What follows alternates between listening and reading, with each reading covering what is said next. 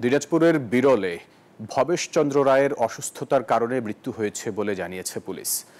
Police super Marufat Hussain এক সংবাদ সম্মেলনে এই কথা জানান। বলেন, বৃহস্পতিবার বিকেলের দিকে প্রতিবেশী যুবক রতন, আখতারুল ইসলাম, রুবেল ইসলাম ও মুন্নার সঙ্গে আড্ডা দিতে বের হন ভবেশ।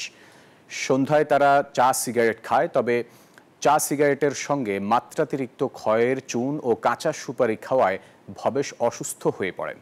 এরপর তার সাথীরা তাকে দ্রুত হাসপাতালে নিলে চিকিৎসক মৃত ঘোষণা করেন। এই ঘটনার পর পরিবার থেকে কোনো প্রকার অভিযোগ করা হয়নি জানিয়ে ময়নাতদন্তের রিপোর্টের ভিত্তিতে প্রয়োজনীয় ব্যবস্থা নেওয়ার কথা জানিয়েছে পুলিশ।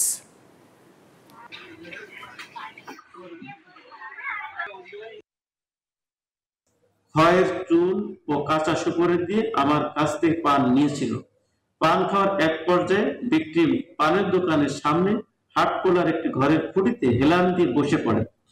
এ সময় তার সাথে থাকা কয়েকজন সহ স্থানীয়রা ধরাধরি করে পাশেই লিটন ডাক্তারের অর্থাৎ পল্লী চিকিৎসক দোকানে নিয়ে যায়।